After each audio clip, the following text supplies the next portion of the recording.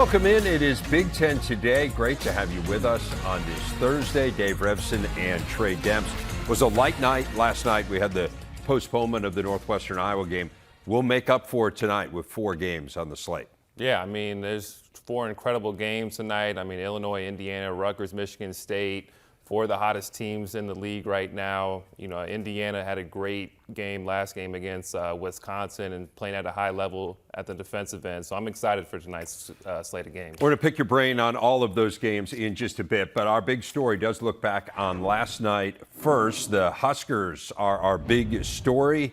They led most of the way against Ohio State. Sam Griesel really played well after missing the Purdue game with a hip flexor issue. Led the way with 15 points and 7 rebounds. Buckeyes really struggled offensively. They shot just 38% from two-point range. Still had a shot to tie in the waning seconds, but Sean McNeil missed a 3. And Nebraska picks up its 10th win. They equal last year's total. Look, Ohio State's a big story, and we'll talk about them in a second. But let's give credit where it's due. This is a really good win for Nebraska. As I said, they've equaled last year's win total. We're in mid-January. This just feels like a different team, a more cohesive team. Let's start there. What impressed you the most about the Huskers? Well, you know, honestly, I think it started last game because in their last game against Purdue, you look at the box score, they lose by 18, but they won the last 18 minutes of that game. I thought they played really well down the stretch against Purdue in the last 18 minutes of the game. They started the second half off really slow, but I think that kind of gave them momentum going into tonight's game against Ohio State, a team that they know is struggling, that's coming onto their home floor. And I was just really impressed that they just got back to who they were defensively, right? Just packing the paint, being physical, making those extra plays, diving on the floor, controlling the paint. I thought they did a good job on Sewing as well. Really slowed him down and really took him out of the game. He shot 1 of 6, had 4 turnovers.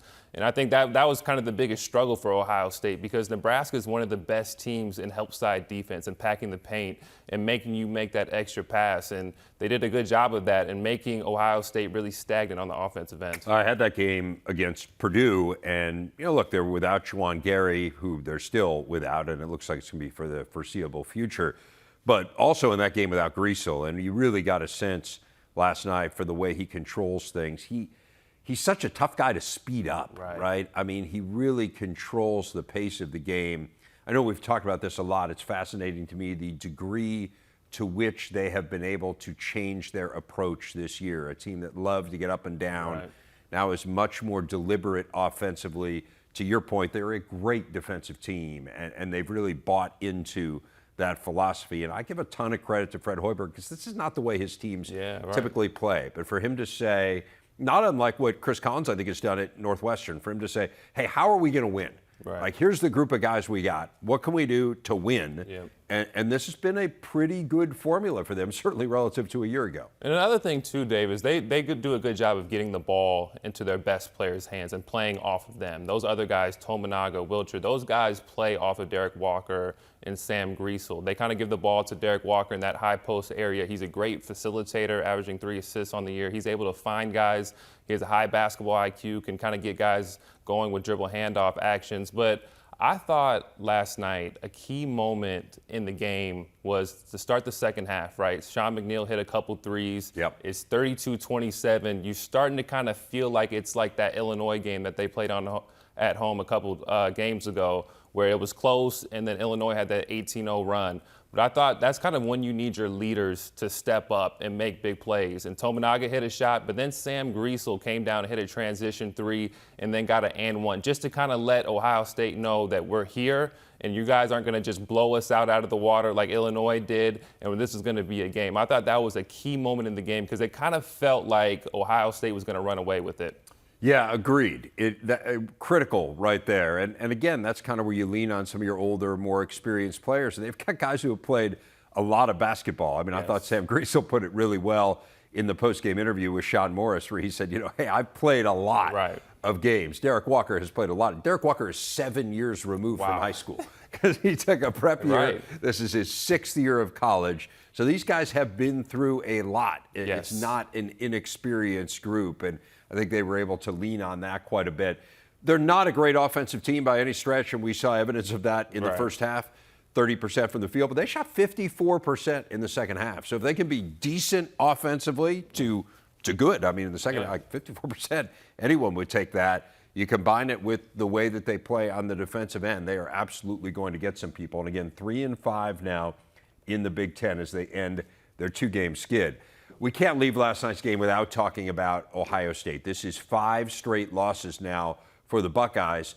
They've been close losses. I mean, 5 losses by a total of 19 points. However, they've lost at home to Minnesota. All due respect to the Gophers. Yeah. That's the last place team in the Big Ten. If you're an NCAA aspiring team, as Ohio State is, it's probably a game you should win. Losing to Nebraska, again, I think we both agree Nebraska is a much better team. But again, that's probably a game you go on the road and feel like you should win. Again, you're close with Purdue. I mean, you're down to the wire with Rutgers. So it's, again, you're playing good teams in a lot of these games. They've been very close. But it feels like there's something missing here to me. What's your sense as you try to put a finger on what's going on here? Well, I think too much in the half court, especially on the offensive end, because they've been a relatively good defensive team in conference play. But on the offensive side, in the half court, it's just been too stagnant, I think. It's 4 guys watching one guy, or 3 guys watching one guy play ball screen action or isolation. And that's how Chris Holtmann wants to play. He wants to get his guys in position to have the ball, get them to their strong hand going downhill. But I think similar to Illinois, where their offense was stagnant, I think Ohio State has to kind of find some sort of motion that they can go to when that offense gets stagnant. Some type of movement, some type of 5-out where guys can get moving. You get Sean McNeil coming off of stuff and getting him in a better rhythm. Get Justice Suman kind of going in movement after a couple passes versus just kind of one pass, and allowing him to just kind of go one-on-one on the offensive end. And I think the challenge, too, is like when you look at their backcourt, you look at Bruce Thornton and Sean McNeil, both of those guys are shooters. Normally in the backcourt, you have one of those guys that can create and penetrate and that are kind of quicker and can get by guys. And I think that's kind of been the challenge. And you see Chris Holtmann telling us, you can see him on the sideline, like we got to pick up the pace. We got to go a little bit faster. So I think getting some sort of kind of continuity in motion, similar to Illinois, kind of how they had that spread offense that they can go to. Yeah. If they don't have something in the half court, can be really successful for them. It is fascinating to me, too, kind of the way that the offense has just crashed here. Yeah. I mean, particularly, like, they missed so many easy shots yesterday. I mentioned from 2-point range, they were 15 of 39. They're shooting under 43% from 2-point range in conference play. And this was, up until about 2 weeks ago, this was the most efficient offense in the country. They were number one. It's hard to believe. In the country. And now they just look lost. Yeah. On that end of the court. Like, how does that happen? How does that happen in the middle of a season? Have teams caught on to them? Is it what other teams are doing? Yeah. Or is it something that's going on with them? I mean, and you mentioned some of it there, in terms of it's sticking a little bit and they're not moving as well as they could. Yeah, I mean, one of the things, too, is they've only averaged like 8 assists or 7 assists, right, in the last 5 games. And that's huge. Yeah, we showed that yesterday in the pregame show. Yeah. And it's down by like 50%, right? Right. They were averaging like 13 or 14. And so when you think about the highest percentage shots, it's those kick-out threes, right? It's dribble penetration, kick-out, open threes, and layups, right? And a lot of their shots are tough contested twos. I mean, you think about Bryce Sensabaugh, who's kind of been their best player. He had 18 points off of 16 shots. I mean, that's good numbers on the offensive end, but that's just not, it's a high volume, right? And so I think it's a little bit of both, to answer your question. I think it's a little bit of teams have kind of really done a good job of game planning. And I think it's easier to game plan when you're more of an isolation team, which is why I say I think they got to find some sort of kind of motion that they can get to be a little bit less predictable on the offensive end. But I also think it's just a matter of the guys coming together in the locker room and saying, all right, what can we do, with the sets that the coach has put in to kind of get some better opportunities and better shots on the offensive end? Can you cut on this weak side on this particular play? Can you do this differently when we throw the ball into Justice Suing on this particular play? And just kind of talking through some of those things in the locker room. I think it has to be player-led as well as coach-led. Doesn't get easier here. I mean, they've got Iowa and Illinois, their next 2 games. Those are arguably 2 of the hottest teams in the Big Ten. Obviously Purdue and Rutgers in that conversation too, but both those teams playing really, really well. I mean, I was looking through, like, are they a tournament team right now? They're 10-8. Yeah. They are 4-7 against quads 1 and 2, but of those 10 wins, 6 of them are quad 4 wins. Wow. So, I mean, you look at the metrics, love them. They're a top 20 team in Ken Palm and in the net and all that. Yeah. But when you really look at the resume, it's going to be fascinating to kind of see where they fall in here. But they're going to have to start winning a few games maybe that you wouldn't expect them to win. I mentioned 4 games tonight. You were talking about 2. They're all pretty interesting. So let's start with Rutgers and Michigan State. The Spartans are trying to bounce back. Rutgers is trying to stay hot. What are you watching in this one? Well, I think one of the interesting things about Michigan State that we probably have never said traditionally about a Coach Izzo coach team is they've kind of been outmatched physically at every position without Malik Hall. I mean, you look at their guards, they're kind of smaller guards. Jaden Akins, Tyson Walker. Tyson Walker's 6 feet tall. Jaden Akins maybe 6'3", playing the 3 position. And I think they've had some struggles there. Go back to the Illinois game. You know, Matthew Meyer kind of got off. Terrence Shannon got off in the first half, right? And then Fletcher Lawyer, who's got some good size, 6'5", 6'6", was able to kind of get to his spots and be able to be productive on the offensive end. In their last 2 games, they've gave the leading scorers on the opposing team an average of 42 points per game.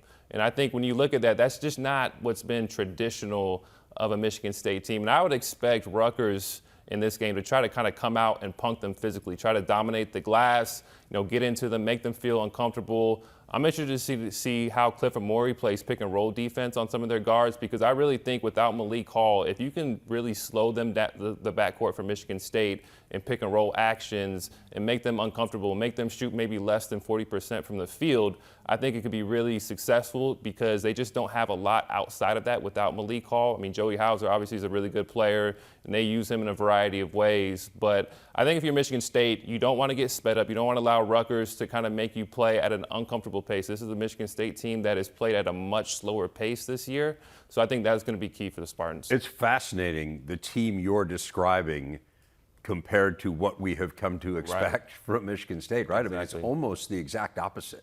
They want to play fast. Right. They're the more physical team. You think about the clips of them in past years with football pads on, banging around in practice, but it is a differently constructed team. And Malik Hall is a huge part of what they were planning on doing this year. And heart kind of goes out to him that it doesn't seem like he's going to be around here on the court for the team for a while, because he's really, really good. Right. And so that's a shame. And again, it's different from maybe what Tom envisioned this team was going to be. Yep. Man, Rutgers is good, huh? I mean, like, this is not a team that you want to be kind of finding yourself against. It'll be interesting to me to see how Michigan State comes out, because they had every chance in the world to beat Purdue. They played fabulously down the stretch offensively, just couldn't get the stops when they needed them, and that was really a function of how well Purdue played. But how does that affect a team mentally when you gave everything you had in a game everyone in the country was watching and just fell a little bit short? I mean, that's life in the Big Ten, right? I mean, there's just games that, you feel like you had them and they were up 3 or 4 points, at home in the closing minutes of that game, and just kind of let it slip away. And I mean, this is a Rutgers team too that's shooting the ball pretty well. I mean, their last 2 road games, they've shot 53% from 3. The good thing for Michigan State is that they've defended the 3 well. And this is a Rutgers team that can really struggle offensively. They go through lapses where they go without a field goal, but they just find a way to win. And I see this game as a game where I think they just need production from multiple players offensively. I think this is a game that Michigan State has to control the tempo, play in the half court, and kind of win with their offense and be sound and be who they've been on the defensive end. Were Rutgers to win this game, they'd be 6-2 in Big Ten play. It would be their best start in conference play since 1985 when they were in the Atlantic 10. Wow. So that'd be something else for the Scarlet Knights. Been a fun story. How about Indiana and Illinois? The Hoosiers finally got that win they needed against Wisconsin. The Illini have won 4 straight. It feels like they've changed the way they played, as you were talking about, really on both ends of the court. They have a ton of momentum here. They got a home crowd. This is a rivalry game, as we know. Give us a sense of what Indiana's getting into here. Well, I think it's just a matter of which team for Indiana is going to show up defensively. Is it going to be the team that they played against Penn State, where they gave up 18 threes? Yeah. They were over-helping. They weren't connected on the defensive end. Or is this going to be the team that they played against Wisconsin, where they were pressuring the basketball, guarding one-on-one, being physical, controlling the glass and controlling the paint? But I think in this game, what I'm looking for is there's going to be a ton of mismatches for both teams, right? When you talk about Hood-Schifino against Epps. I mean, Epps is a smaller guard. Hood-Schifino is going to be able to shoot over the top of him. And then when you look at, for Illinois, they have Terrence Shannon Jr., and IU on the wing position is a little bit weaker defensively when you talk about Miller Kopp and Tamar Bates. I mean, maybe they put Trey Galloway, but that's kind of a smaller guard on a guy that's extremely physical on the offensive end. And I think one of the things I really like that Indiana has done or that they did in the last game is they went more back to their traditional offense with a 3 out and 2 in. And I think that allows them to control the paint a little bit more. In their last game against Wisconsin, they got 42 paint points. And I think that can be an advantage, especially when Dane Danger's out of the game against a smaller Illinois team. That's an area where Illinois has really re-emphasized offensively is in the paint. Really, we're pounding it inside in that last game against Minnesota. Illinois, it seems to me, has completely changed in these last 4 games where they were prior to that. I mean, you look at like offensively, they're in the top 20 in the nation offensive efficiency these last 4 games. A month prior to that, they were 176. How much of that is guys figuring out their roles, and how much of it is they really have changed the way they played and gone to this spread offense? I think it's everything with the adjustments that Underwood has made. I think in the beginning of the year, what I saw was just kind of a lot of dribble weave, and then it was just kind of dribble drive where you just try to get downhill and drive and kick action. And I think what Brad Underwood realizes that this team, as good as the talent that they don't have guys that are good enough to go in possession by possession to just kind of play free and play one-on-one basketball. So he's got them into that spread offense where it gives them some structure, it gives them some good movement, it gets the defense shifted, and then now after the defense is shifted, now you can kind of let your talent get downhill. And then they also kind of go, after that, they kind of mix it in with some of their quick hitters where they get to that wing ball screen situations where they kind of get guys in those quick hitter actions where they can be effective. And I think that's been the key, is kind of the balance between running good offense, running the clock, and then some of those quick hitters. Last time they met, the Big Ten tourney last year, Indiana got the win. It was probably the win that got them into the NCAA tourney because, remember, they were the last team to get in. This has been a really competitive and heated series through the years. Excited to see this one tonight. Women's hoops last night, a milestone victory for Indiana as they tied the best start in school history. The 16th-ranked Hoosiers are now 17-1 after beating 21st-ranked Illinois 83-72 in Champaign. The only other time the Hoosiers won 17 of their first 18 was the 1971-72 season. It was the first year of Hoosier women's hoops. And that gets us to our big stat. That was not the only milestone for IU last night. It was win number 189 for Terry Moore and moved her into first place all time on the school's coaching wins list. She achieved the feat in just her 9th season at IU. Jim Izzard, whose mark she passed, coached the Hoosiers for 12 seasons. And then check this out. Plenty to celebrate in the locker room. Road win against a top 25 team. History-making W for Coach Morin. Really good scene. Congrats to the Hoosiers and their coach.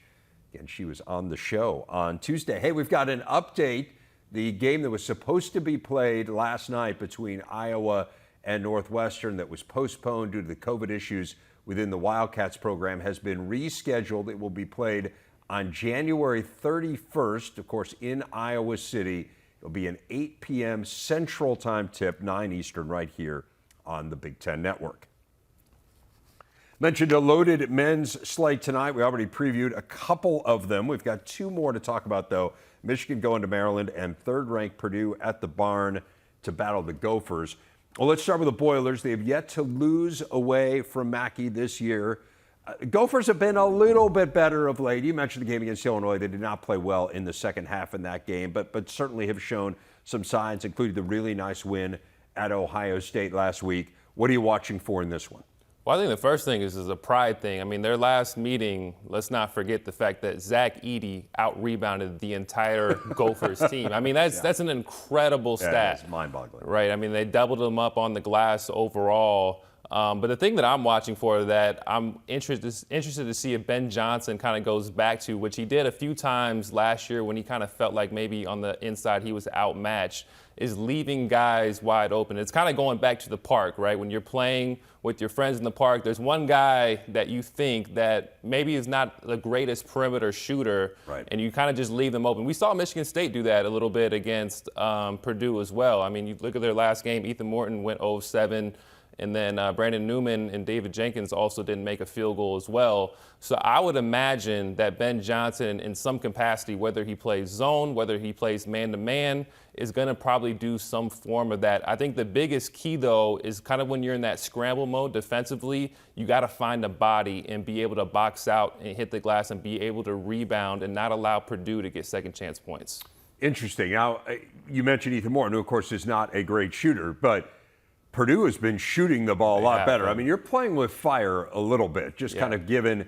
We were talking about this last night on the big show, that this Achilles heel, this perceived Achilles heel for Purdue, which was the three-point shooting, that has vanished here. I mean, the last 7 halves, they're shooting better than 41% from three. But, I mean, I suppose with a team that's as deep and talented as they are, you've got to give something up, right? It's the old philosophy, no different than in football where you say, you know what, we're gonna dare them to throw the ball against us and load the box against the run. Kind of a similar philosophy here. Right, especially when you play Dawson Garcia at the 5, just because, I mean, there's just nobody who can defend Zach Edey on the post. So it's like you almost you would rather, you know, open three-point shot from a shooter that is shooting maybe less than 35% than a right-handed jump hook from Zach Edey. But I think another way that Minnesota can be successful, and what they've done, I think, a lot better job of, is kind of getting to that 5-out motion where they have Dawson Garcia kind of playing the point center,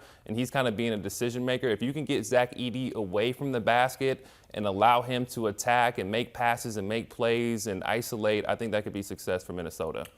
Easier said than done. Purdue has been really good this year. They are looking to get to 18-1 on the season. That would be the best 19-game start in school history. And remember, I mean, this is a stretch. This is the last game in a stretch of 4 of 5 away from home. Wow. And they've got a chance to win all 4 of those road games. Haven't lost away from Mackey Incredible. this year. What about Michigan and Maryland? You mentioned it's the second time we've seen Purdue and Minnesota. It's also the second time we've seen Michigan and Maryland. And Maryland would love to forget the first time, because they got absolutely buried in Ann Arbor on New Year's Day. Now they get the return game in College Park. What are you watching here? Just what you said. I mean, it's a bounce-back game. I mean, they really got punched in the mouth in that first meeting and just got beat in all facets of the game. But when I look at this Maryland team, you know, the way that Kevin Willard wants to play, mix and match defenses, gamble a little bit, run and jump, you have to do that with conviction.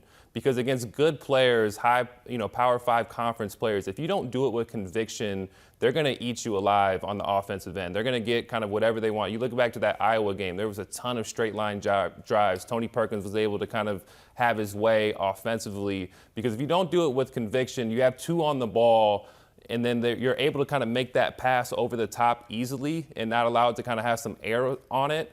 You get one quick pass, and now you're mismatched like a 3-on-2, you know, on the back side of that. And then teams are going to pick you apart. They're going to get layups and open threes. So when I look at Maryland, they're playing at home, have an opportunity to bounce back. You got punched in the mouth.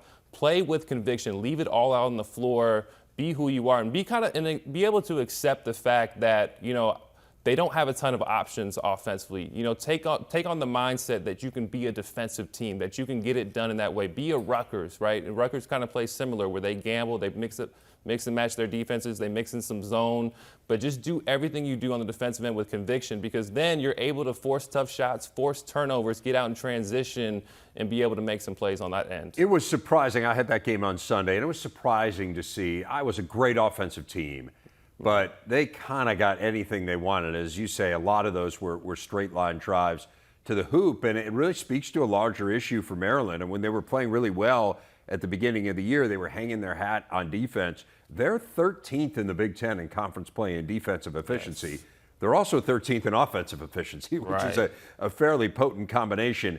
But you know what? This is a really good stretch of schedule now for them. They get 4 of 5 at home. Right. Kevin Willard had expressed some frustration with the way the early conference schedule was set up. Yeah. If they're going to make some hay, and they're right now, you look at them, and most bracketologists have them either in the NCAA tournament or just on the outside looking in. This is a chance for them to stack together some wins here, starting with what would be a nice win against Michigan. Yeah, and you got a veteran team too, right? I mean, you got guys. There's not freshmen and sophomores. I mean, Jameer Young, carries an experienced player. Hakeem Hart, Dante Scott. Those guys are older players, right? And so I think it's a time that you can kind of turn the table on your seat. This can be like a season-defining game where you're playing at home, you're playing against a team in Michigan who's 4-2 in conference, and you can really set the tone for the rest of your season. And I think also going to Michigan, I think something to look for is a team that, mix and matches their defense in Maryland. Teams against Michigan have mixed and matched their defenses to try to take Hunter Dickinson out of the game. The last 2 games, he's only shot 7 field goal attempts. You got to make sure the big fella's happy. You know what I mean? He's got to be able to get more touches on the offensive end. He always seems to save his best for Maryland. There was this perceived slight in recruiting. That's true. You look at the websites, they all say he had an offer from Maryland. The old staff says he had an offer from Maryland. Kevin Willard certainly had nothing to do with it, right. whatever happens here, but it seems like he bore the brunt of it right. in that game in Ann Arbor. We'll see whether or not Dickinson is fired up again, playing less than 3 miles from his high school, DeMatha High School there outside of College Park. Big Ten continues to dominate the latest hockey rankings. 4 teams in the top 8, led by Minnesota at number 2, Penn State, Ohio State, and Michigan in order at 6 through 8. Michigan State's been a pleasant surprise despite some recent struggles. They check in at number 15. Paul Caponigri joining us now from his weekly visit, not in the comfort of the studio, but instead in Lake Placid, New York, site of the World University Games. Cappy, any sight of Jim Craig draped in Old Glory walking around the streets there? Well, you can see him. You can put your head into a little thing and take a picture of yourself as Jim Craig. But all their names are around the arena. This place is if you've seen the movie Miracle or obviously know anything about the 1980 Olympics, this is just a bowl full of history here, and it's pretty cool to be here. Some of us are old enough to remember it, Cappy. We don't have to see Miracle. We can actually remember where we were. Dave, I was being sensitive to all ages. Yes, exactly. Let's dive into Big Ten hockey. The biggest matchup of the weekend is Michigan facing Minnesota. The Gophers swept the Wolverines back in November. Both teams were missing some key players there. What are you looking for here? This game at Mariucci, or both these games at Mariucci this weekend. So tough assignment here for Michigan. Yeah, I think you finally felt a little better about them after watching their game on Saturday, after they bounced back after a abysmal game on Friday against Ohio State. But it's going to be exciting. We're going to get to see what we didn't get to see in November. Everybody back. Adam Fantilli's back for Michigan. Multitude of players. This is the matchup we were waiting to see. And we want to see how Michigan can react, because there are not going to be any easy games for them the rest of the way. And they got to find a way to be consistent. That's what I'm looking for from them. Minnesota has been pretty darn consistent all season. When Michigan is going and everyone is doing their jobs, they are a tough team to beat. It's just a matter of them doing it game in and game out. And what makes Big Ten hockey so difficult is you got to do it back-to-back nights, because you're always playing 2 games on a weekend. And you talk about Michigan and looking for that consistency. I mean, last week against Ohio State, as you kind of alluded to, was the case in point, right? I mean, they just got absolutely obliterated on Friday, but to their credit, bounced back and played well on Saturday. I feel like we've been talking about this all year. I mean, here is Michigan. They're ranked 8th in the country, and they're 6th place in the Big Ten. We know how much talent they have, but they're under 500 in the league.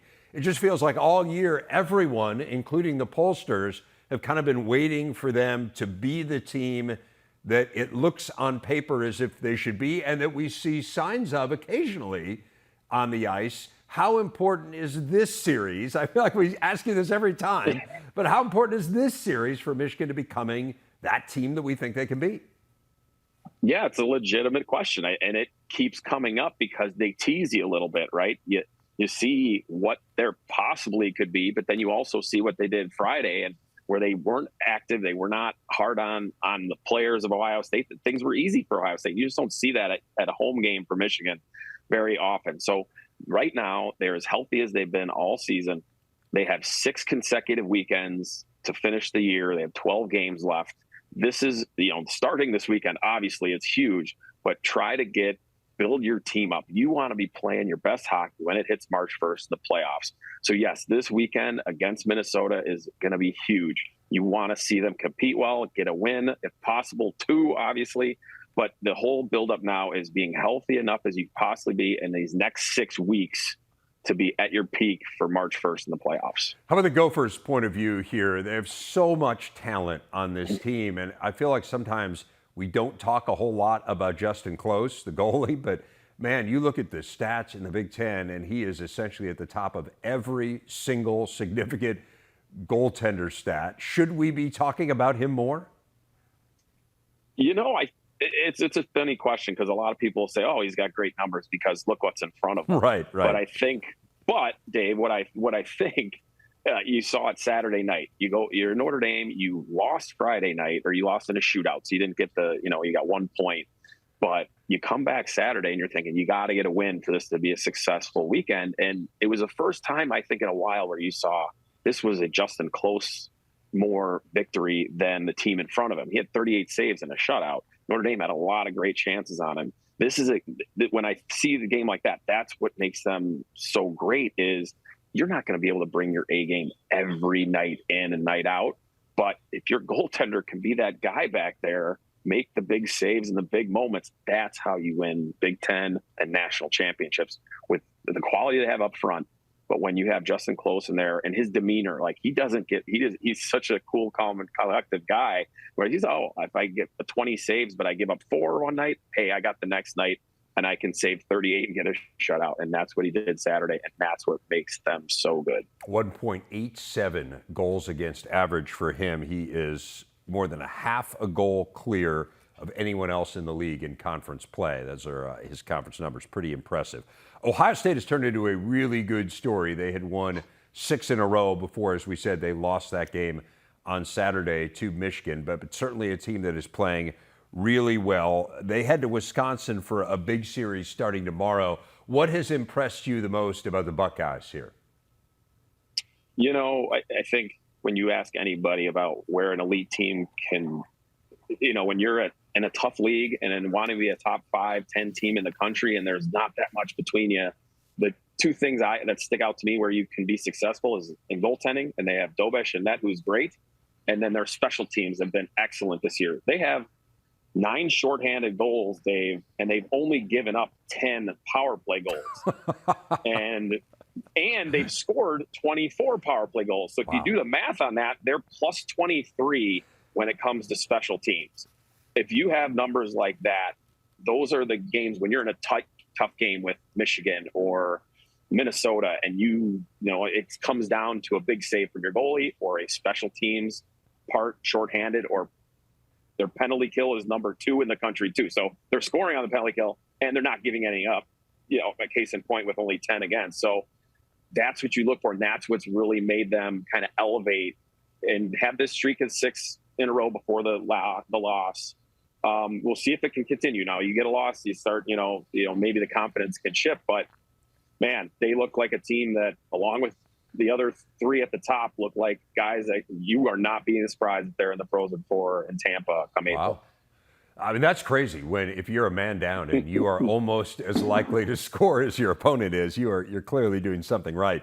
Listen, I want to talk about Penn State. They're back home this weekend. They're hosting Notre Dame, and you think about the weekend last weekend against Michigan State. They had every opportunity to win both of those games. They come out of it with just 2 points. How important is this series here for the Nittany Lions in terms of getting back on track and taking advantage of those opportunities, right? You think about a basically net 4-point differential between what could have been with an opportune moment here and there and what it ended up as. Yeah, it's a weird weekend for them because they didn't play, the points they got out of the weekend didn't kind of look like how well they played. And Michigan State, give them credit, was a tough team at home. But I thought Penn State pretty well. Maybe losing the lead in the 3rd period on Saturday is one you're going to look back on. We'd love to have that 3 points, but going home now to face Notre Dame and what they have ahead of them, their next 3 weekends with at Michigan, at Ohio State, and then at home to Minnesota. the gauntlet, so to speak. I mean, Notre Dame is not going to be any cakewalk, but you got to get your points now because you saw this. The standings right now are kind of cut into three sections. You have Minnesota at the top alone, and you have Penn State, Ohio State, and Michigan State kind of fighting, for that second, third, fourth to make sure they get home ice in that first round, which is important. So they need these points. And home against Notre Dame, who's been a Jekyll and Hyde type of team, you don't know. Maybe Friday night will be their good game. It was this last weekend. Saturday was their tougher game. But you got to expect Jeff Jackson, Notre Dame's going to come tough. So this is big for Penn State to take care of home ice advantage. Purdue is going to be rocking. They don't have a ton of home games left, so they got to take advantage when they have the student section be going. But I think they're a confident team that, they probably thought they played pretty well last weekend, didn't get the result, but are looking forward to getting home and trying to get 6 points this weekend. Guy Gadowski really harping on got to do the little things to get these wins. So we'll see how they play this weekend. Paul, this was great. Give Eruzione my best if you see him wandering the streets there, and enjoy your time in Lake Placid. You got it, Dave. Thanks a lot. As a top seed, wanted to discuss the teams you think are best built for March. I have to believe Purdue is on that list. Oh, for sure. For sure. I mean, they have an amazing backcourt. And I think the thing, too, like when you look at this team compared from this year to last year, is they've really bought in on the defensive end. I mean, last year, according to KenPom, they were in the 90s in defensive efficiency. Now this year, they're 26. And I think the biggest thing, though, is that this team, more than probably any team in recent memory, matches the identity of their coach and Matt Painter. Matt Painter is all about sacrifice, all about doing what's best for the team. I mean, you look at down the roster, these guys that are kind of like role players have really good credentials. You talk about David Jenkins has 2,000 career points.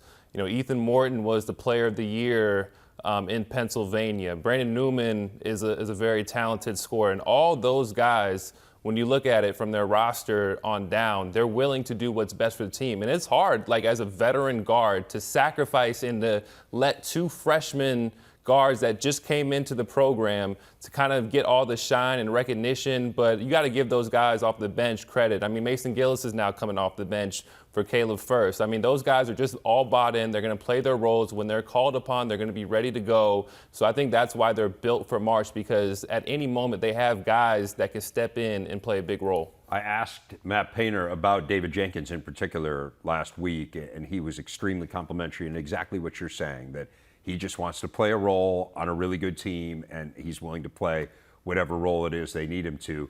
See whether or not the Boilers can break through, make the Final Four. Haven't done it since 1980. Right. They've been in 3 Elite Eights since then. Okay, so Purdue's the obvious one. Who else is on your Built for March list? I think it's Rutgers, because when you look at teams that have gone deep into the NCAA tournament, they've all been really good defensive teams. I mean, only one team in the past 2 years in the Final Four of the 8 teams hasn't been in the top 40 in defensive efficiency.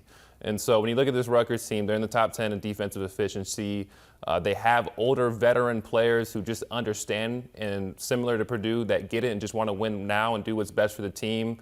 I love that the fact that Caleb McConnell has kind of developed his offensive game. So he's a guy that you can kind of go to in late game situations, because when you get into March, the game really slows down. Teams really lock in. You got to be able to make and create plays on the offensive end. And they got 3 guys, Rutgers does, that you can kind of get the ball to in key situations and that they can make shots. And I think a big key also has been Andre Hyde and Mawot Mag. Those 2 guys in particular this year, averaging 17 points per game, have been guys that you can rely on. One of them usually in a particular game you can rely upon to make shots and make perimeter shots and play off of those other guys. They've won 1 NCAA tournament game in the last 40 years. So this will be kind of the last frontier here for Rutgers in this crazy, great rebuild from Steve Peichel. I got a sneak peek at your list, and I have to say I was very surprised by the next one. I need you to explain yourself. Well, you look at, it's Michigan. And the reason why is they were in the same position last year. I mean, they were 10-7, 10-8. Everybody kind of wrote them off. And then they kind of made a run down the stretch to put themselves in position to go to the NCAA tournament and make the Sweet 16. I expect kind of similar things this year, right? They're probably not going to get a high seed in the NCAA tournament, even if they do go on a run. And then they're going to get into the tournament, and they just got guys that can make shots. You look at Kobe Buffkin and Jet Howard, those guys. I think a big thing when you look at NCAA tournament teams that go far, is guys that can make tough shots.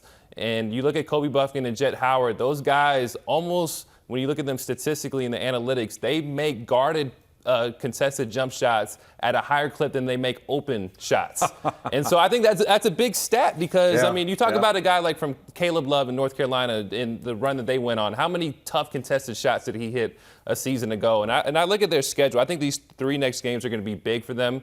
You got at Maryland. If you win that one, you go home against Minnesota, and then you got at Purdue. I think that is good. I mean, yeah, at Purdue. I think that's going to be a big game because if you can get that one and then you win 3 in a row, you go 13-7 on the year, that gives you momentum going into the rest of conference play and to build some momentum for the NCAA tournament. All right, you built a good case. You have to get into the tournament to make a deep run in the tournament. That is true. And the bracket matrix, which I mentioned earlier, all 76 have Purdue as a 1 seed. Nobody has Michigan in the tournament right now.